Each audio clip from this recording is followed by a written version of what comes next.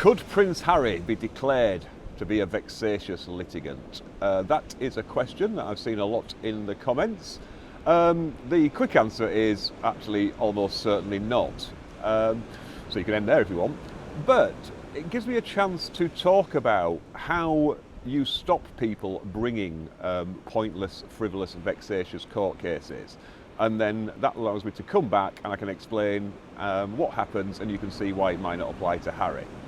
So how does this start? Well, let's say somebody either issues a claim or within legal proceedings makes an application.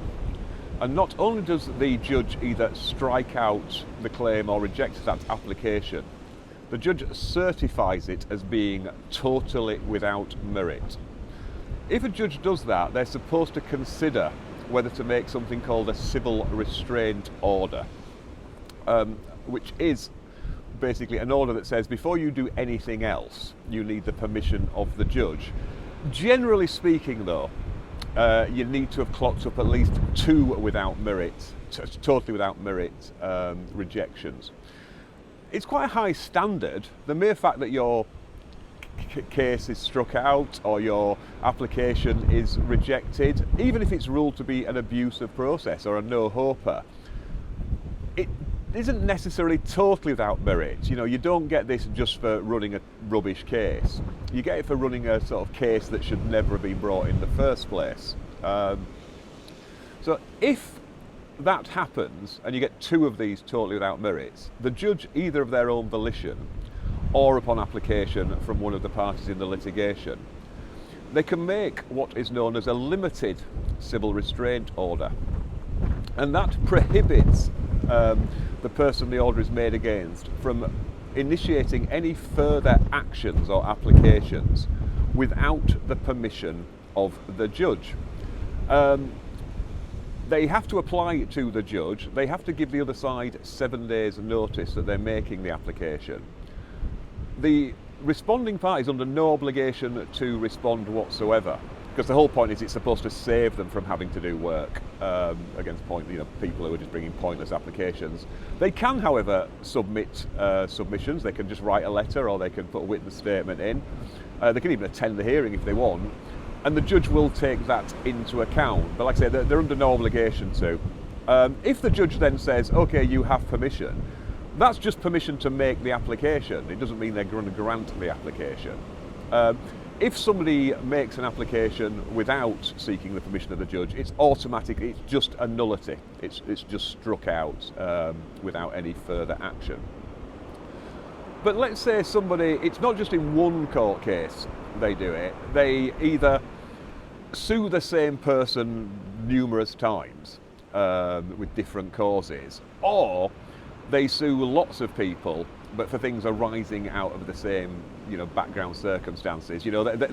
Somebody brings a claim against somebody, that's struck out, so then they sue their solicitors for negligence, that's struck out, then they try to sue the judge for not allowing their negligence claim, and that gets struck out, all that sort of thing.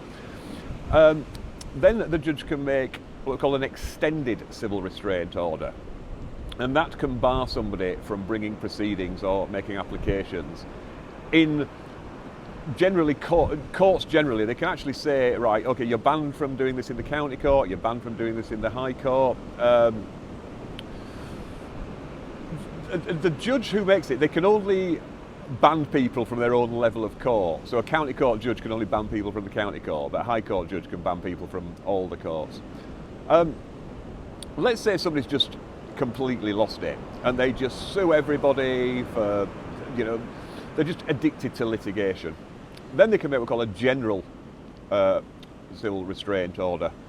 And that basically bans them from issuing any proceedings in any court, or anything even slightly courtified, like the employment tribunal, and all these little obscure tribunals, like the VAT tribunal. They can't initiate any action, again, without the permission of a judge.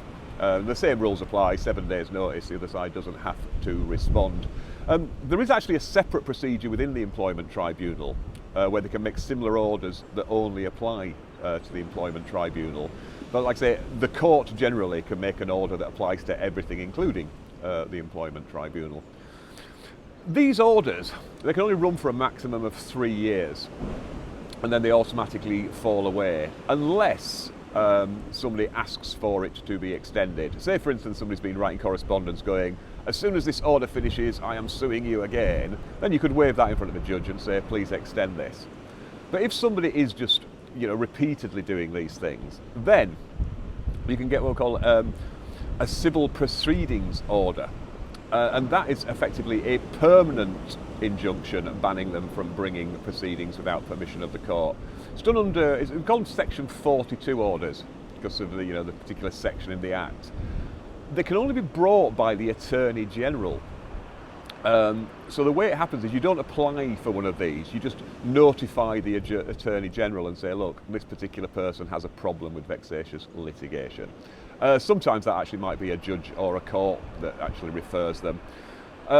Although they're brought in the name of the Attorney General doesn't have to personally turn up, they can delegate the work, because people have tried this. They've sort of said, I defend these proceedings on the ground the Attorney General isn't here in person. And if it's Attorney General versus me, I want to see the Attorney General here as a party and cross-examine. That doesn't happen. It's all done on witness statements. They do generally allow people to argue their case, because if you're going to ban somebody from the court proceedings, you should at least give them a chance to be heard. But they look into all the background to this. The test, it's in a case called Attorney General and Barker, and it says the hallmarks of vexatious litigation are people bringing repeatedly and persistently bringing cases with little or no basis in law. The mere fact that some of your cases have been successful isn't a bar. You can't sort of say, well, I do actually succeed half the time. It's like, no, we only look at the ones that are vexatious. These orders, when they make them, they're generally made for life or until further order. They can theoretically time limit them, but they tend not to.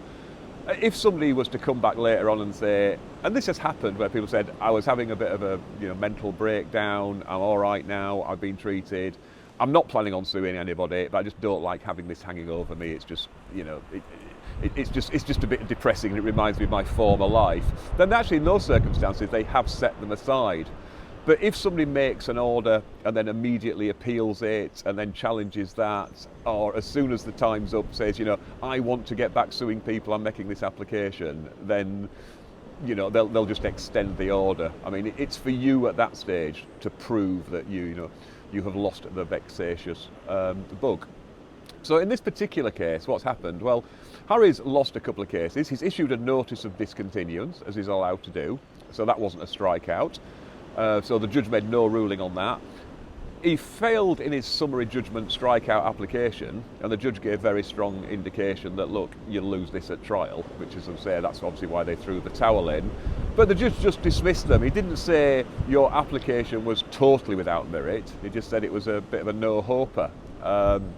So he hasn't had enough of these totally without merit strikes against his name, and that's why he won't be deemed to be a vexatious litigant at this stage. I mean, if he was to continue, like I say, the test generally is that they won't penalise you for exhausting all your avenues, like, I'll bring a claim, I've lost that, I'm appealing it, that's fine. But if it's the sort of thing where, generally, if you won't take no for an answer, it's like, okay, you've done this, you've gone through your appeal process, you've lost, but now you're either trying to get a second appeal or you're suing again, and there's just no new material there. You're just trying to re-argue the case that we've already said no.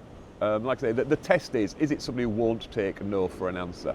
And is it somebody who then goes on just to harass people? I mean, the rationale is it clutters up court time, but more importantly, it's just a pain. People shouldn't be sued frivolously, especially as you can never recover costs against these people. I mean, a lot of the time, they're people who qualify for fee exemption, so they're not even paying the court fees. So it's just a free hobby to them. But there you go. As always, hope you found that vaguely useful, vaguely interesting. I'm out and about today because I'd actually gone originally to film at a place called Wheel Coves, which is a spectacular old tin mine on a cliff top. But it was just so blustery on there, I just didn't have a chance. So I'm hiding in a little cove now where hopefully it's a bit more sheltered and you can hear this.